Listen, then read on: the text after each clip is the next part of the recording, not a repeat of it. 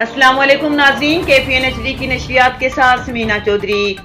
جمعیت علماء اسلام آزاد کشمیر کے رہنماؤں مرکزی سرپرست اعلیٰ مفتی عبدالخالق مولانا محمد سعید خان، مرکزی نائب امیر مولانا افتخار امیر ضلع پونچھ، قاری سلیم شاہد، مولانا مشتاق احمد، مولانا ریاض نعمانی، مولانا اخلاق احمد، ڈاکٹر عرفان کیانی اور دیگر نے پریس کانفرنس کرتے ہوئے کہا کہ مسئلہ کشمیر پر ایک سکوت طاری ہے۔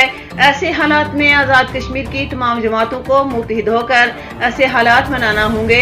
کشمیر کی آزادی کی تحریک کو تقویت بخشنے کے لیے وحدت کی ضرورت ہے، جس کے لیے راولاکوٹ میں 30 جون کو وحدت کشمیر کانفرنس منعقد کروا کر مقبوضہ کشمیر کے عوام کو وحدت کا پیغام دیا جائے گا۔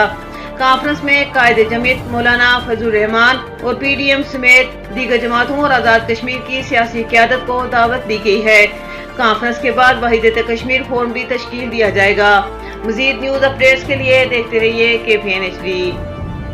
ہمارے لوگ کہہ رہے تھے کہ ہم مشاورت کر کے آپ کو جواب دیں گے، ان کو پتا ہوگا کہ جواب اور اپنا ہماری سب دور کے لیے حتیٰ کہ سے ہم اس کی بنیاد رکھ رہے ہیں، کیونکہ طریقوں کا آغاز بھی ادھر سے ہوا، شاید سری نگر سے بھی ہوا ہو، ہندوستان کے اندر سے بھی ہوا ہو۔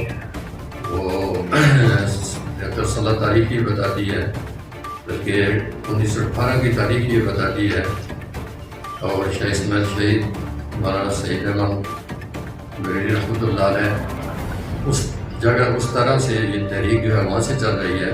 اس تحریک کو انہیں خطوط پر منظم کر کے ہم یہ کوشش کریں گے کہ کشمیر کی اکائی رہے اور اس کو دوام بھی حاصل ہو، اور اس کے لیے جتنی کافی اور محنت ہے اس کو لذیذ ہو، اس پلیٹ فارم سے وحدت کشمیر کے پلیٹ فارم سے آگے بڑھنا چاہتے ہیں۔